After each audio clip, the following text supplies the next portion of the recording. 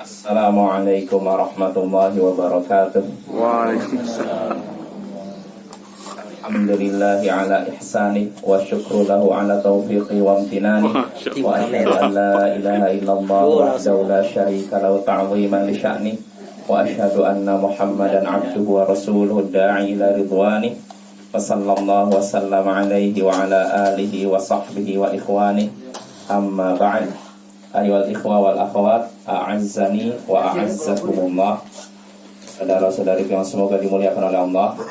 Seperti biasa di malam Kamis kita mengkaji hadis-hadis Nabi yang ada dalam kitab Arba'una Haditsan fit Tarbiyati wal Manhaj.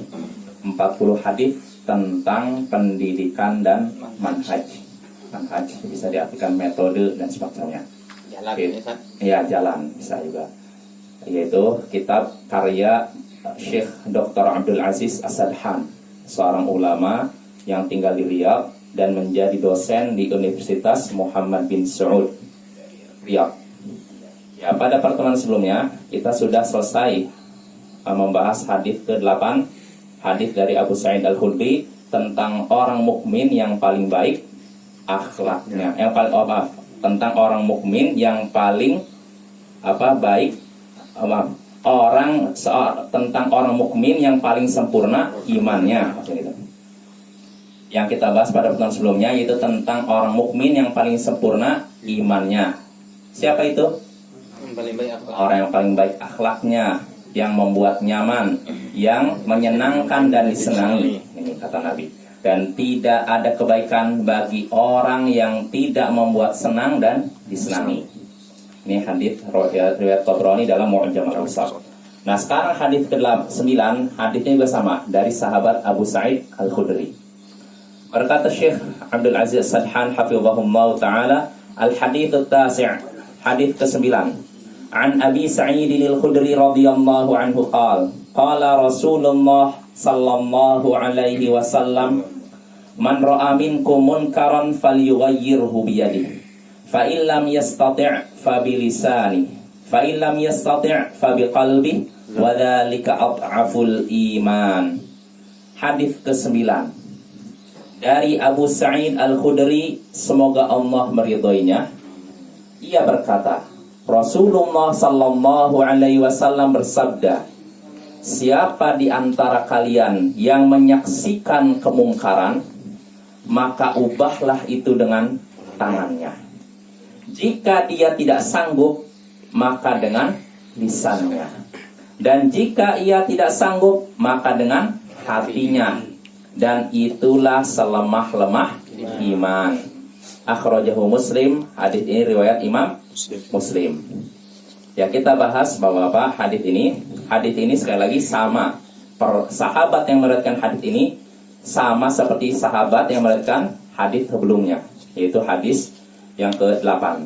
Jadi sama-sama sahabatnya sama, yaitu sahabat Abu Sa'id Al-Khudri, Sa'ad bin Malik bin Sinan Al-Khudri. Ya, Abu Sa'id Al-Khudri semoga Allah meridhoinya, ia berkata, Rasulullah sallallahu alaihi wasallam bersabda, siapa di antara kalian yang menyaksikan kemungkaran? Menyaksikan artinya melihat.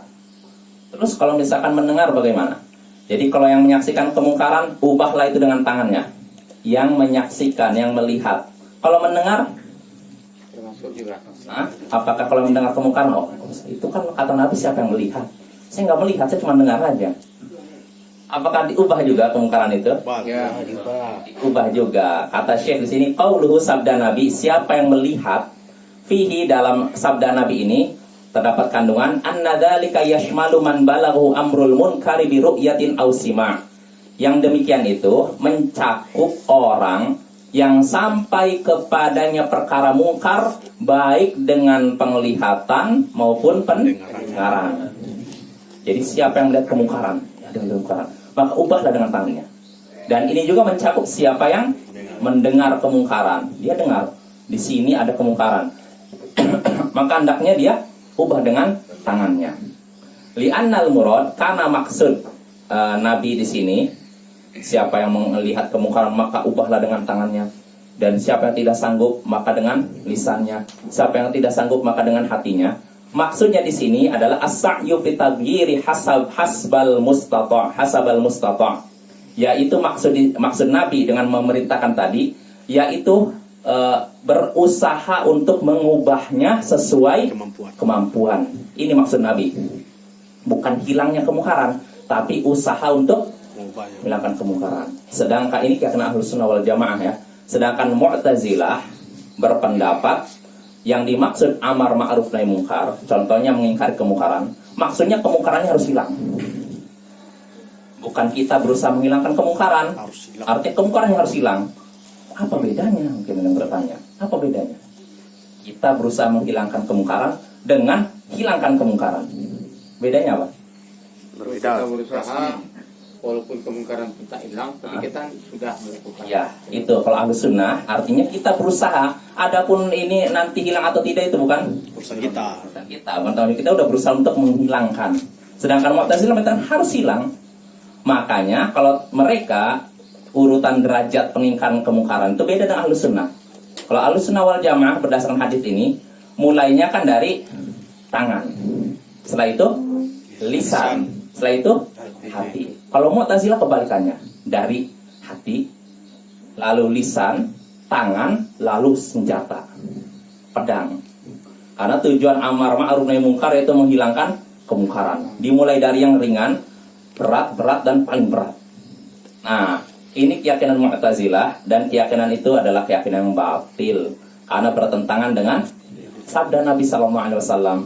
Jadi yang diperintahkan bahwa Pak, kita dari yang berat dulu, baru yang ringan dan ringan. Jelas Bapak ya? Ya, Nabi di sini menyuruh dengan tangan dulu. Maksudnya apa? Dicegah. Kalau ada orang yang mau melakukan kemungkaran, kita cegah. Misalkan ya, ada orang mau minum minuman keras, kita pegangan. Jangan Pak. Ini kalau kita berani. Kalau kita, aduh, nanti saya gitu ditonjok. Ya udah Pak, jangan Pak. Kalau ngomong jangan juga, khawatir ditonjok enggak? Ya sudah, ingkari dengan hati. Tapi ketika mengingkari dengan hati bukan berarti nonton saja. Apa yang kita lakukan? Bersingkir, berpindah dari tempat itu ya, dari tempat kemungkaran tersebut. Ya, ini maksud mengingkari dengan tangan. Makanya Imam Ahmad pernah ditanya tentang mengingkari tentang amar ma'ruf nahi mungkar. Kata beliau ya dengan mengingkari kemungkaran itu dengan dengan tangan, hati dan dengan tangan, lisan dan hati. Dan itu selama-lama iman. Terus beliau ditanya bagaimana cara mengingkari kemungkaran dengan tangan. Beliau memberitahukan seperti memisahkan anak-anak yang bertengkar.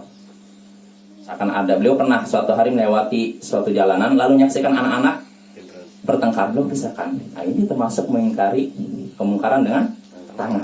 Pisahkan ya. Adapun kalau seorang menghancurkan tempat maksiat indah itu, ini hanya berhak dilakukan oleh penguasa. Jadi nggak boleh kita menyaksikan ada kemungkaran, ada orang minum keras, kita datang lalu pecahkan. Kita bakar. Kita bakar, nggak boleh. Nggak mau SPI itu ya. Ini itu sepak bola Indonesia. Nanti kalau saya sebutkan ramai lagi nanti di sini, panas lagi. Saya nggak sebutkan namanya lah. Tapi insya Allah Bapak paham ya, insya Allah ya. Artinya bukan tugas kita menghancurkan tempat maksiat. Itu hanya tugas pemerintah, polisi atau mungkin TNI ya. Adapun kita rakyat biasa nggak. Kita cuma bisanya yaitu dengan lisan atau mencegah. Kalau kita berani cegah aja. Pak, jangan ini Pak. Tapi kalau tidak berani dengan lisan. Kalau lisan juga takut ya sudah dengan hati. Dan itu selama diusir, Ustaz? Apa? Kalau diusir sama juga. Iya, kalau memang kita khawatir timbul mudarat dengan kita melarang dari kemungkaran, ya sudah, kita tahan. Kita cukup dengan hati. Makanya Bapak-bapak, mengingkari kemungkaran itu, orang yang mengingkari kemungkaran harus orang yang punya kekuatan. Selain kekuatan, punya ilmu. Karena kalau tidak punya ilmu, yang terjadi bukan kemungkaran yang hilang, dianya yang hilang. Ya tidak? Ya kan? Bukan kemungkaran itu yang hilang, maka malah timbul kemungkaran lebih parah. Nah ini makanya perlu ilmu juga. Mengingkari kemungkaran nggak bisa sembarang orang juga. Ya makanya kalau di Arab Saudi kan ada Hay'ah Amar Ma'ruf Nahi Mungkar. Sana kan ada polisi Amar Ma'ruf Nahi Mungkar. Nah, yang ditunjuk jadi polisi Amar Ma'ruf Nahi Mungkar ini bukan orang sembarangan. Rata-rata mereka udah belajar agama, ya kadang S1-nya jurusan syariah. Jadi mereka punya background agama. Ketika mengingkari kemungkaran, mereka punya agama, punya ilmu. Jadi nggak sembarangan, ya. Jelas Bapak ya. Jadi itulah. Jadi kalau memang orang seperti di Saudi itu kan ditunjuk. Ini kepala polisi amar ma'ruf nahi munkarnya. Nah ini orang berilmu biasanya, ulama. Jadi ketika dia ngasih tugas ke bawahannya ngerti juga agama, jadi mudah.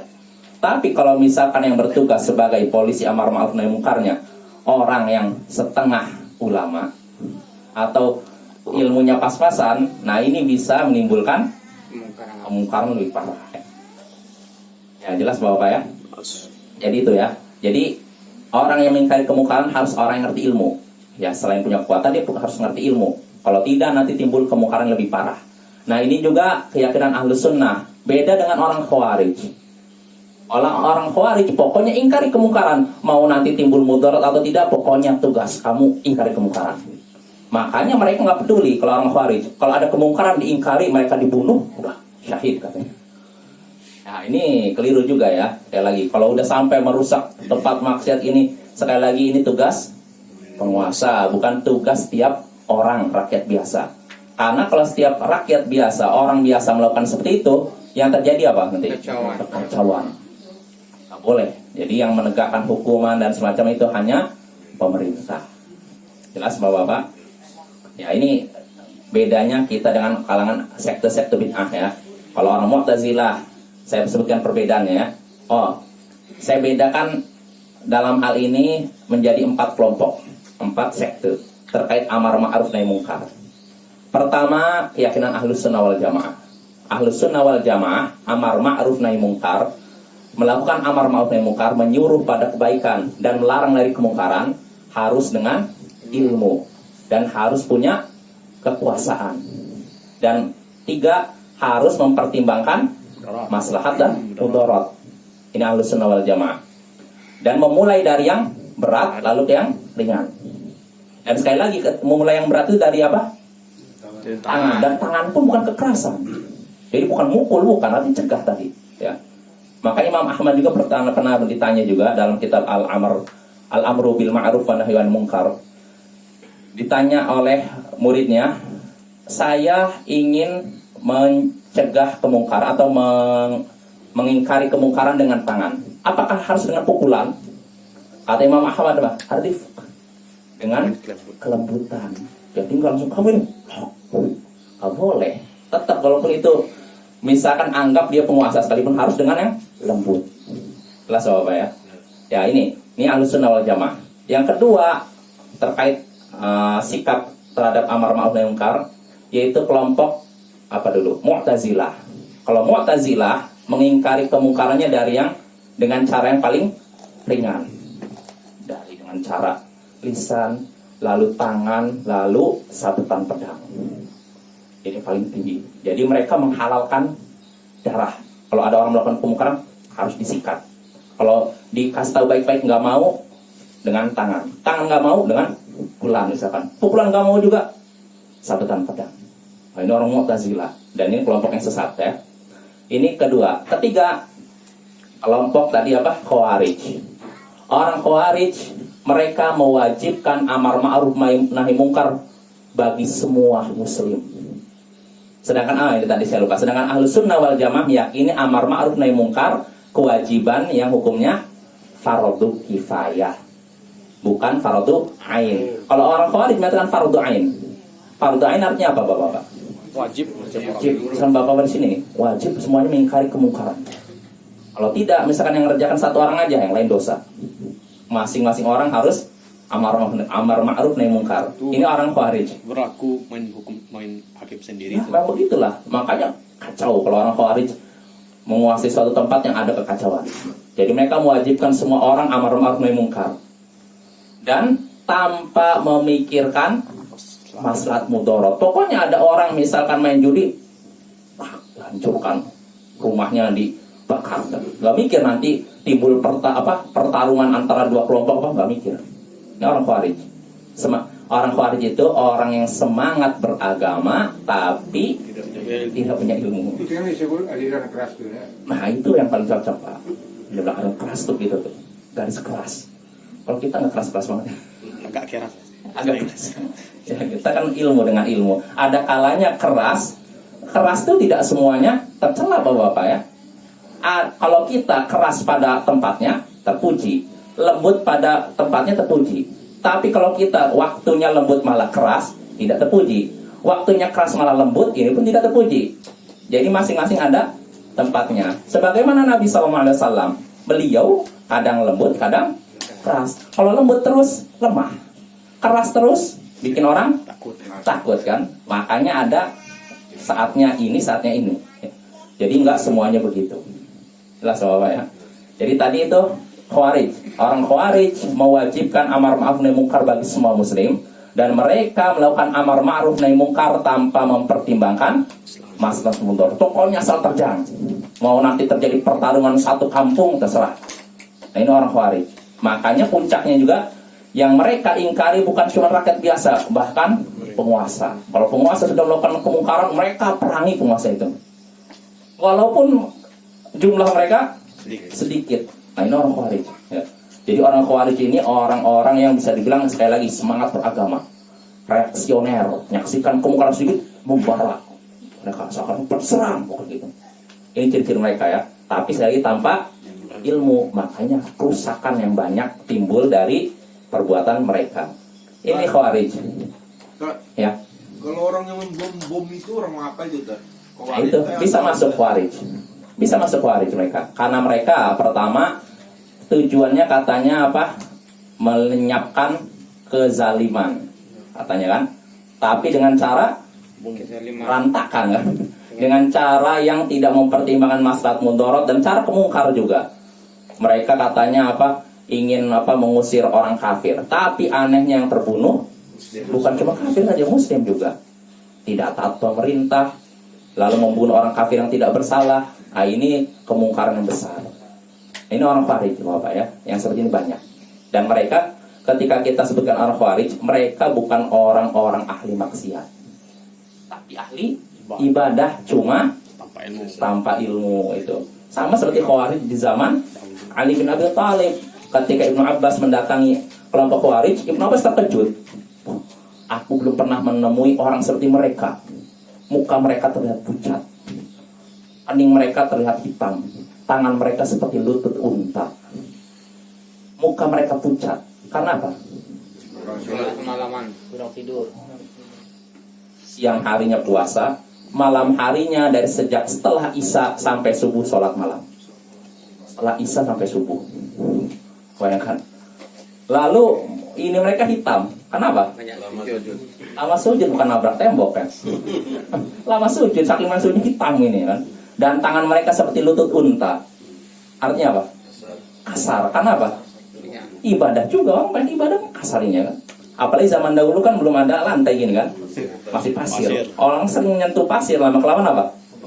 Tebal. Istilahnya apa? Kapalannya. Nah itu orang Khawarij. Ya, namun walaupun begitu, Nabi SAW memvonis mereka kilabun nar, anjing-anjing neraka. Kenapa? Karena mereka beragama, beribadah tanpa ilmu, sehingga akhirnya menghalalkan darah kaum muslimin. Nah ini orang Khawarij ya. Jadi itu sifat orang Khawarij yang perlu kita hindari. Itu yang ketiga, sekelompok yang terkait amar ma'ruf yang menyatakan kita perintahkan saja yang baik, adapun yang mungkar nggak usah kita bicarakan.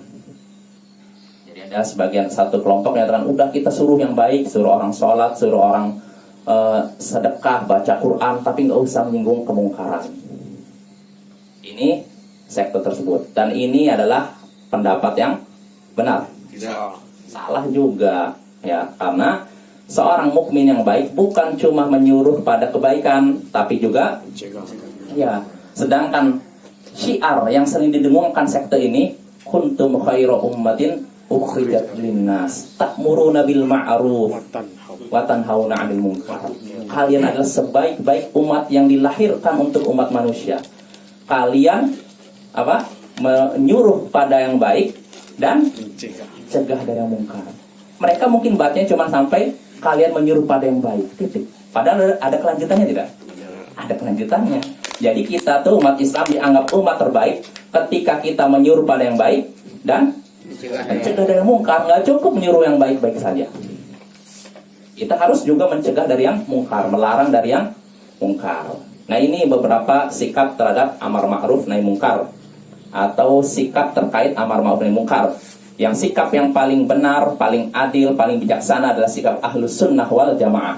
Ahlus sunnah wal jamaah menyeru umat Islam untuk amar ma'ruf nahi mungkar. Bukan amar ma'ruf saja, bukan menyuruh pada yang baik saja, tapi juga melarang dari yang mungkar. Namun ketika melakukan amar ma'ruf nahi mungkar harus dengan ilmu, tidak cukup semangat, dan juga mempertimbangkan maslahat dan mudarat. Jadi tidak asal terjang saja seperti orang Khawarij tadi. Jelas Bapak-bapak? Ya, ini sekilas menyinggung tentang beberapa kelompok sekte terkait amar ma'ruf nahi mungkar. Lalu kita lanjut. Tadi Nabi SAW bersabda, siapa di antara kalian yang melihat kemungkaran, wa fihi, dalam sabda Nabi ini, annal mungkir yakhtalif bihasabi qudrati syakhs, bahwasanya orang yang mengingkari kemungkaran berbeda-beda tergantung kemampuan seseorang. Artinya ada yang bisa mengingkari dengan tangan, dan ada yang bisa cuma dengan lisan, dan ada yang cuma bisa dengan hati.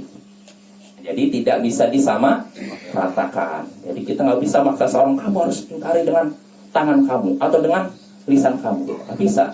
Kita bisa mengukur diri kita. Ya, jelas Bapak ya. Itu faedah kedua bisa dibilang. Wafihi, dan dalam sabda Nabi tadi juga, siapa di antara kalian yang melihat kemungkaran, dalam sabda Nabi ini, anna bara'atal dhimmati la tastalzimu izalatal munkari balis sa'yu fi izalati hasabal qudrah, bahwasanya lepasnya tanggung jawab seseorang tidak berkonsekuensi hilangnya kemungkaran, akan tapi dia berusaha untuk mengingkari sesuai kemampuan. Artinya begini, seseorang sudah lepas tanggung jawabnya bukan dengan hilangnya kemungkaran. Kita menyaksikan kemungkaran, lalu kita dianggap sudah selesai tanggung jawab kita bukan dengan hilangnya kemungkaran, tapi dengan berusaha untuk menghilangi kemungkaran itu dengan kemampuan, sesuai kemampuan kita. Ini yang dituntut oleh Allah kepada kita. Kita berusaha, bukan hilangnya kemungkaran. Jelas Bapak-bapak ya?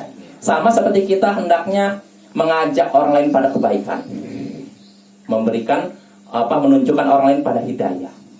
Kita cuma berusaha untuk menunjukkan, bukan menjadikan orang lain dapat hidayah. Karena hidayah itu di tangan Allah. Kita cuma berusaha, ayo jelaskan. Makanya Bapak-bapak sering saya singgung. Jadi tugas kita ini cuma menyampaikan ilmu, bukan maksa orang lain menerima ilmu kita.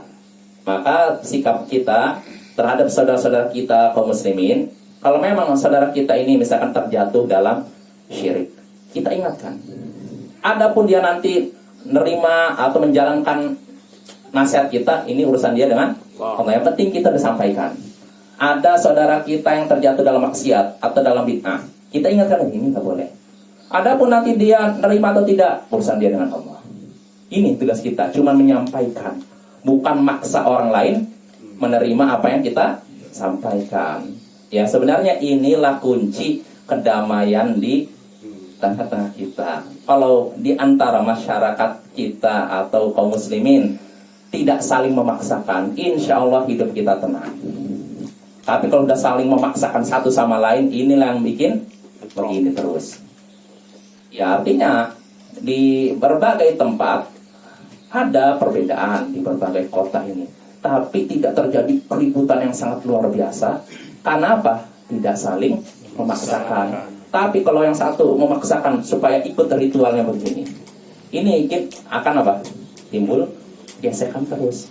Intinya kalau kita mau rukun, istilah tentram di masyarakat kita atau dimanapun, jangan saling memaksakan. Yang berhak maksa itu cuma penguasa. Adapun kita nggak bisa. Contohnya dalam praktek ibadah, kita nggak bisa maksa orang lain, kamu ibadahnya harus model begini.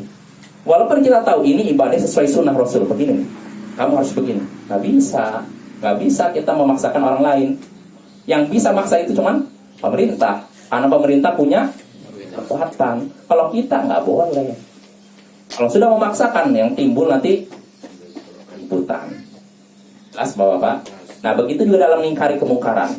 Yang diperintahkan, kita dianggap sudah selesai tanggung jawab kita, yaitu tatkala kita sudah berusaha menghilangkan kemungkaran. Bukan kemungkaran itu hilang.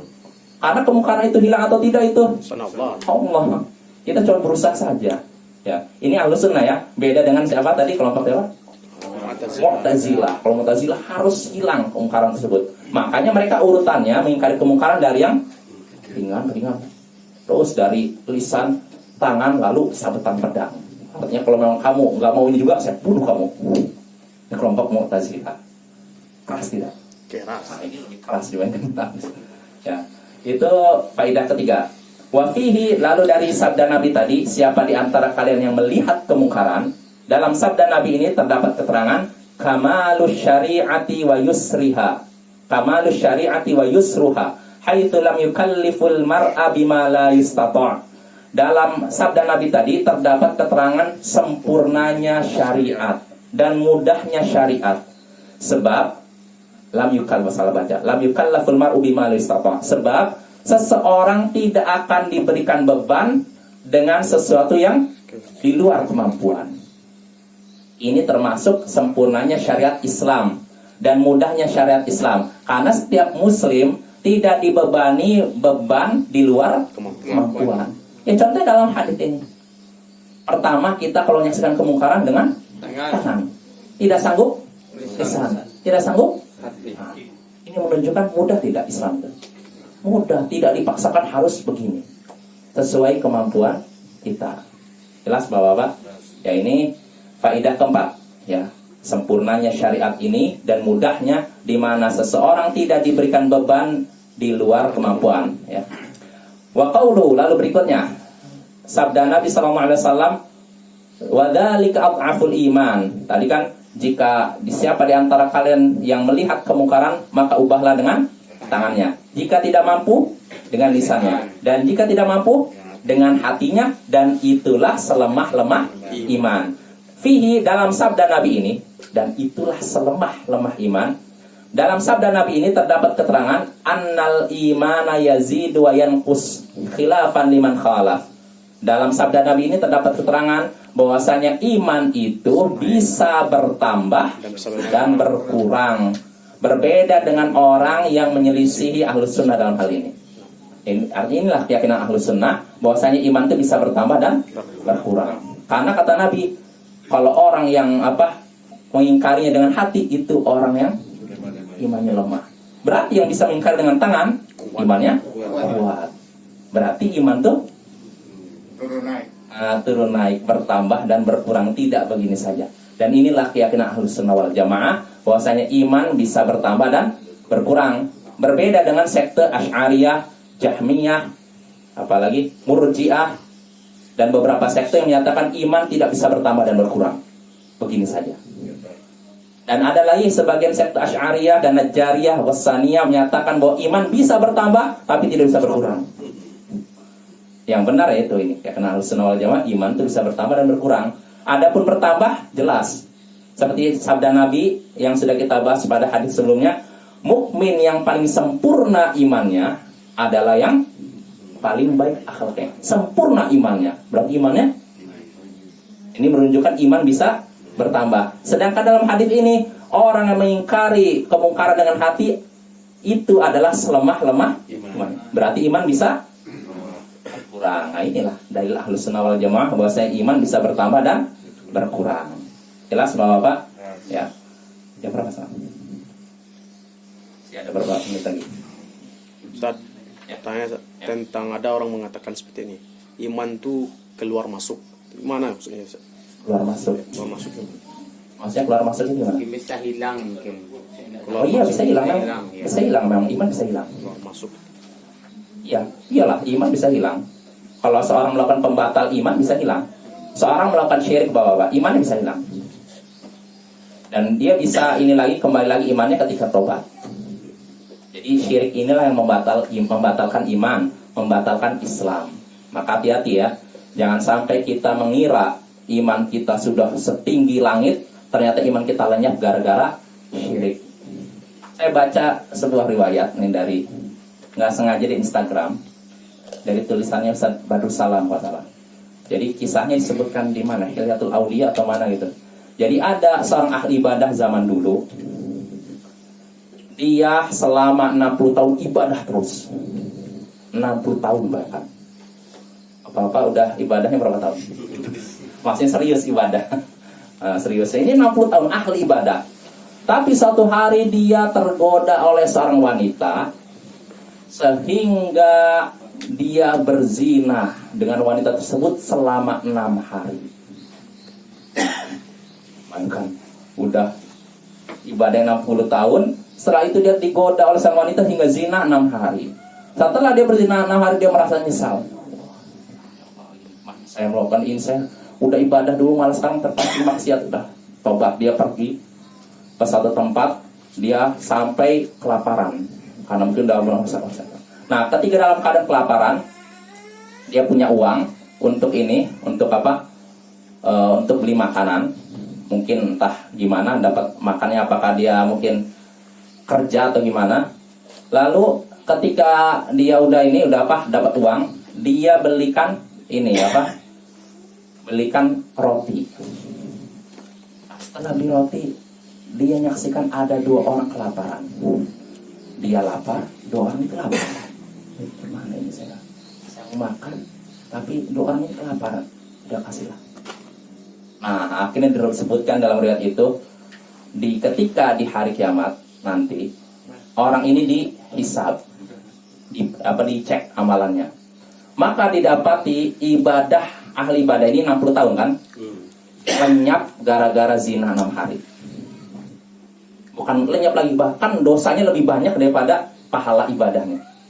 Kan ibadah 60 tahun lenyap gara-gara zina 6 hari. Bahkan bukan plus, minus bahkan. Bukan cuma 0. Kalau 0 kan artinya ibadah dan dosa sama pahalanya seimbang. Kalau ini enggak, malah dosanya mengalahkan ini. Namun ternyata walaupun dia dosa udah mengalahkan ibadah yang selama 60 hari, gara-gara dia berinfak dengan 2 roti itu, ternyata kebaikannya jadi naik lagi. Akhirnya dia masuk surga. Ini menunjukkan pertama, zina ini adalah dosa yang besar. Ibadah 60 tahun lenyap dengan zina 6 hari. Nah, dan di sini juga menunjukkan bahwa infak ini pahalanya besar. Maka Bapak semangatlah berinfak. Ya. Infak ini ibadah yang besar pahalanya, dan itu bisa jadi amal jariah. Ketika kita sudah meninggal, pahalanya ngalir pada kita. Ya, jelas Bapak. Jadi betul kalau ada anggapan iman bisa keluar masuk, betul. Artinya bisa hilang dan bisa muncul lagi. Hilangnya karena ini maksiat, terutama kemusyrikan, kekafiran, dan kembalinya karena taubat. Jelas Bapak? Ya, cukup ya. Mungkin kan udah setengah jam, 30 menit. Ya, so pada pertemuan berikutnya kita masuk hadis yang ke-10. Atau kita bacakan hadisnya aja. Jam berapa nih? Isya'nya. Berapa menit lagi? Tunggu masuk. Ada 4 menit. Subhanallah wa bihamdik, asyhadu an la ilaha illa anta, astaghfiruka wa atubu ilaik. Assalamualaikum warahmatullahi wabarakatuh. Waalaikumsalam.